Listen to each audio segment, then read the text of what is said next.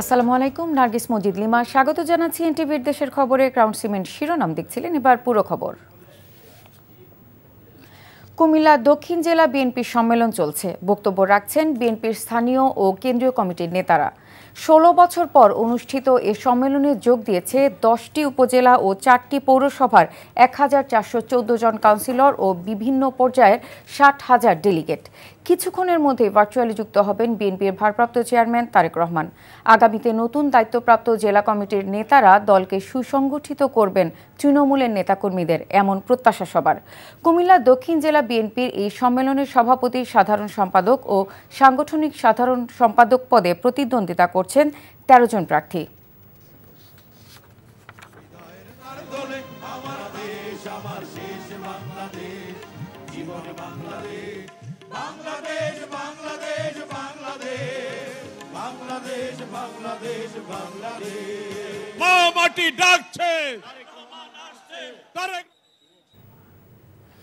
ঘটনাস্থলে আছেন আমাদের সহকর্মী ইফতেখার রেজা। সরাসরি চলে যাচ্ছি তার কাছে।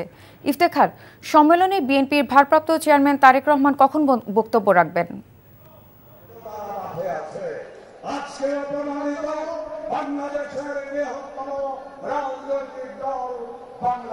ধন্যবাদ।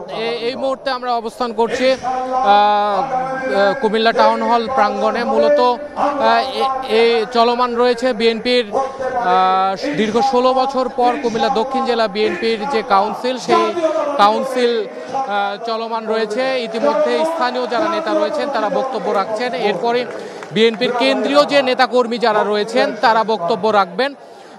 এরপরই বক্তব্য রাখবেন মূলত এখন থেকে ২০ থেকে ৩০ মিনিট পর হয়তো বক্তব্য রাখবেন বিএনপির ভারপ্রাপ্ত চেয়ারম্যান তারেক রহমান। এবং আমি আপনাদের জানিয়ে রাখতে চাই যে কুমিল্লার যে সাংগঠনিক জেলা কুমিল্লা দক্ষিণ জেলা বিএনপি এবং উত্তর জেলা বিএনপি, এর মধ্যে দক্ষিণ জেলা বিএনপির এই সম্মেলনে মূলত ১০টি উপজেলা এবং ৪টি পৌরসভা যুক্ত রয়েছে এই সম্মেলনে বা দক্ষিণ জেলার অধীনে। এবং এই সম্মেলনে ১,৪০০ জন কাউন্সিলর অংশগ্রহণ করেন এবং তারা প্রত্যক্ষভাবে সভাপতি এবং সাধারণ সম্পাদক পদ বাদে মূলত জ্যেষ্ঠ সহ সভাপতি এবং জ্যেষ্ঠ সহ সাধারণ সম্পাদক এবং সাংগঠনিক সম্পাদক পদে যারা মনোনয়ন সংগ্রহ করেছেন তাদেরকে নির্বাচিত করবেন।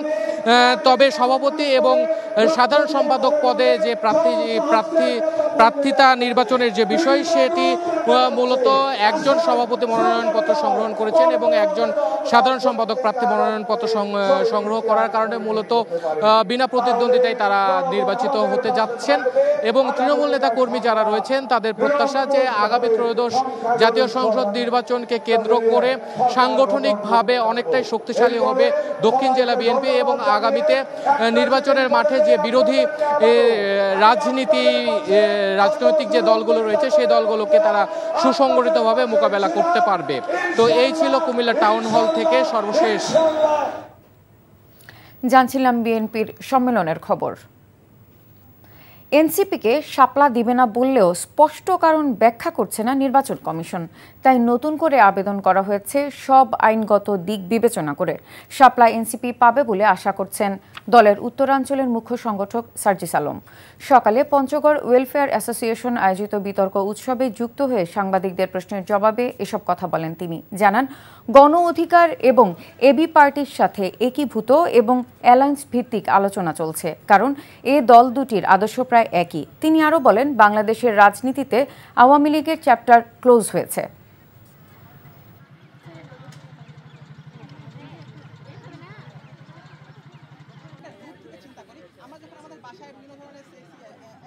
সকল আইনগত বিবেচনা শেষ করেই আমরা ওটা চেয়েছি।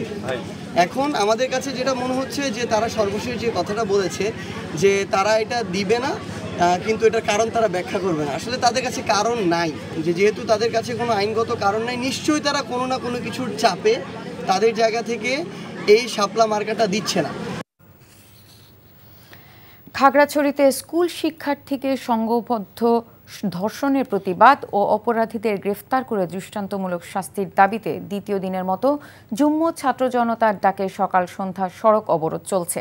আইনশৃঙ্খলা পরিস্থিতি অবনতির আশঙ্কায় দুপুর 2টা থেকে পরবর্তী নির্দেশ না দেওয়া পর্যন্ত খাগড়াছড়ি পৌরসভা ও সদর উপজেলায় অনির্দিষ্টকালের 144 ধারা জারি করেছে প্রশাসন। অবরোধের কারণে সকাল থেকে ঢাকা চট্টগ্রাম খাগড়াছড়ি সড়ক ও আন্তঃসড়কে কোনো ধরনের যানবাহন চলাচল করছে না। এদিকে দুপুরে খাগড়াছড়ি সদর উপজেলা এলাকায় বিক্ষোভকারীদের সাথে স্থানীয় বাঙালি যুবকদের সাথে ধাওয়া পাল্টা ধাওয়া ইটপাটকেল নিক্ষেপের ঘটনা ঘটে। এ সময় স্থানীয় একটি মসজিদেও হামলা চালানো হয়। অবরোধকারীরা খাগড়াছড়ি ঢাকা চট্টগ্রাম সড়ক অবরোধ করায় যান চলাচল বন্ধ হয়ে যায়। ফলে স্থানীয়দের সাথে সাজেকে ঘুরতে আসা পর্যটকরা পড়েছেন চরম বিপাকে।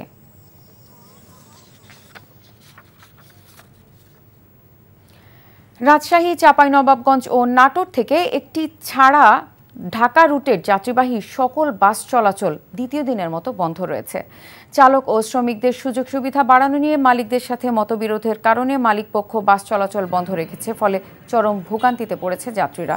উদ্ভূত পরিস্থিতিতে দুপুরে ঢাকায় পরিবহন মালিক ও শ্রমিক সংগঠনের নেতাদের বৈঠক হবার কথা থাকলেও বাংলাদেশ বাস ট্রাক ওনার্স সমিতির সাবেক সাধারণ সম্পাদক কফিল উদ্দিন দেশের বাইরে থাকায় বৈঠক হয়নি।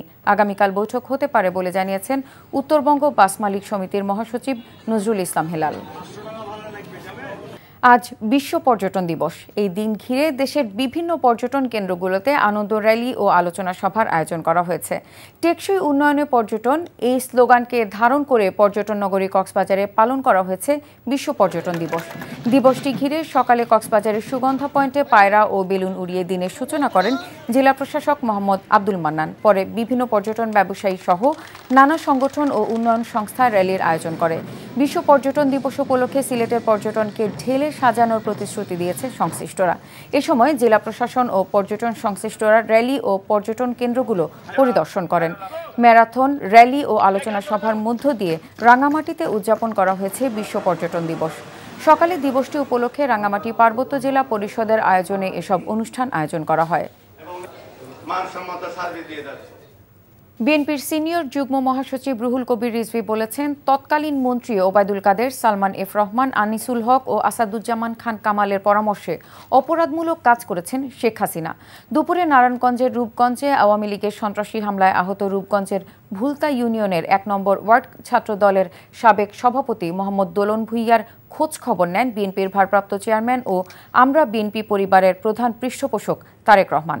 তার পক্ষ থেকে দোলন ভুইয়ার বাসায় গিয়ে অনুদান তুলে দেন রুহুল কবির রিজভী। শারদীয় দুর্গাপূজায় পর্যাপ্ত নিরাপত্তা দেয়া হবে বলে জানিয়েছেন ঢাকা রেঞ্জের ডিআইজি রেজাউল করিম মল্লিক। দুপুরে মাদারীপুরের শিবচর উপজেলার পূজা মণ্ডপ পরিদর্শন শেষে তিনি একথা বলেন। সবাই সবাইকে ভাই ভাই হিসেবে গ্রহণ করতে পারি, আমরা যেন সবাই একে অপরের কল্যাণে থাকতে পারি, এটাই হবে আমার মূল লক্ষ্য। আপনারা শিবচরবাসীকে শান্তিতে রাখবেন, স্বস্তিতে রাখবেন।